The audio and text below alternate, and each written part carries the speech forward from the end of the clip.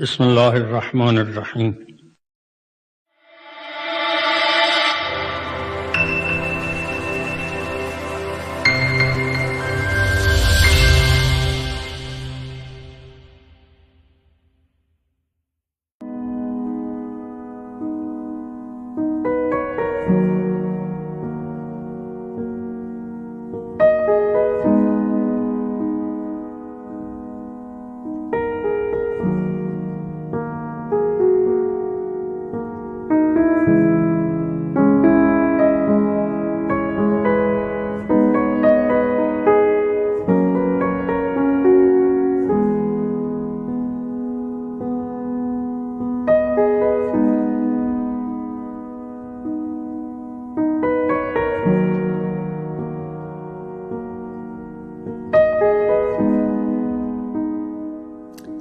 During this time, the same friend that I had met in the fourth grade that we used to be, fighting up the neighborhood, she told me that we were looking for an apartment. She told me that there was an apartment that was empty on the first floor where she lived, in the building where she lived. So we managed to go and, see the apartment. We liked it. So we moved there. She lived on the second floor. I lived on the first floor. And her husband couldn't find a job in Philly. He moved to Maryland. So they moved to Maryland. And while she was in Maryland, she met a sister in the supermarket line. You know, you talk to somebody in the line. The sister asked her, how did Hazrat Fatima die? And, the sister just told us that we needed to study, Islamic history, So we started doing that. We started having classes. We started reading everything. And around that time, lo and behold, a man appears everywhere in American newspapers, on television, on the radio, in the magazines. And I'm, really amazed by this man because he's always being denigrated. I mean, I saw so many pictures of him with horns and a tail, and it just made me say, who is this? Who is this man that they hate so much? And one of the things in our political studies class in the party was how America, American history, and how they have gone around the world, using their tactic of divide and conquer.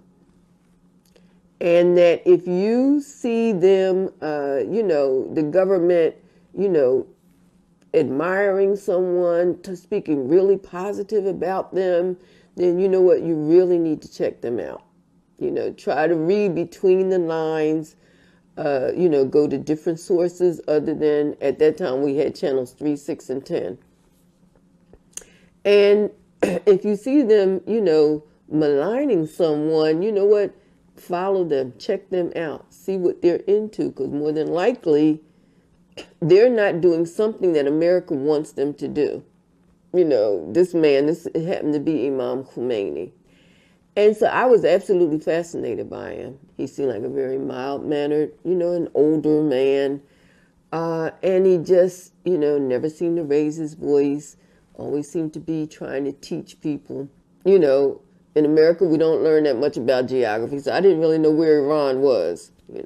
So I had to go look on a map. Then I learned about their intervention in Iran, their relationship with the Shah, how they had decided that he was the ruler of choice for them, not the people, And I said, oh, here we go again, because it's not the first time that they had done something like this.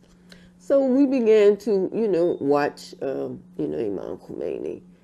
And I even was fearful when he made the decision, that he was going back to Iran, because they were talking about they were going to blow up the plane, that he would never make it.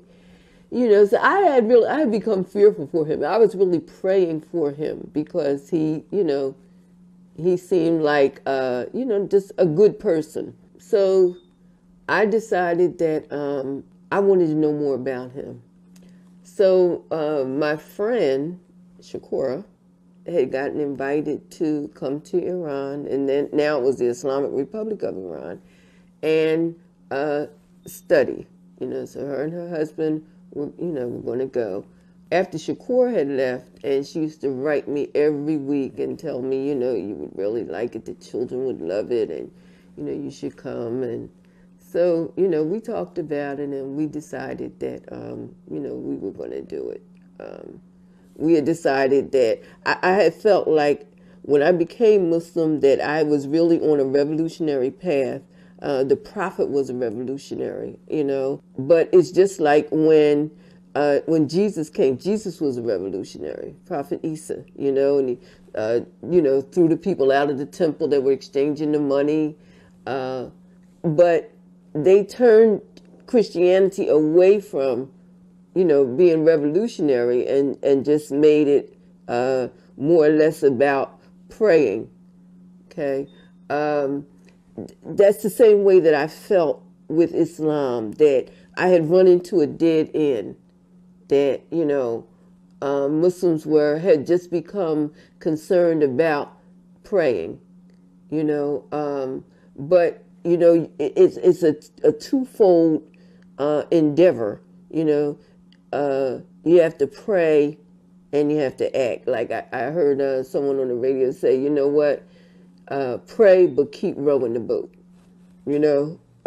So I felt like we weren't rowing anymore. We were just praying. And we weren't coming up with solutions. We weren't solution-oriented. We were apolitical.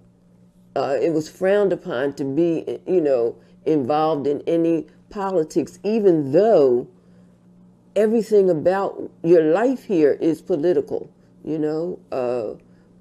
somebody's controlling everything, and you don't feel like you should have a say in any of it.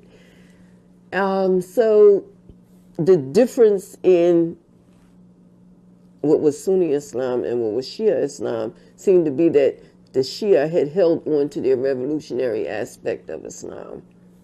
And I that appealed to me. And, Imam Khomeni, appealed to me. He evoked the sentiments and the feelings that I had when I learned about Shaheed Malcolm, that he was not afraid. Shaheed knew that he was a marked man, but it didn't stop him from doing what he felt that he had to do.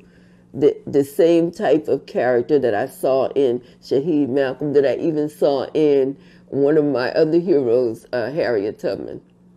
She was unequivocally the bravest African-American woman that I've ever heard of. And selfless. Even after she was free, that wasn't enough for her, that she returned to the same place 19 times. And I know that Allah was in her corner. He had to be. They wanted her dead or alive. They couldn't touch her. She was in their midst. They couldn't see her.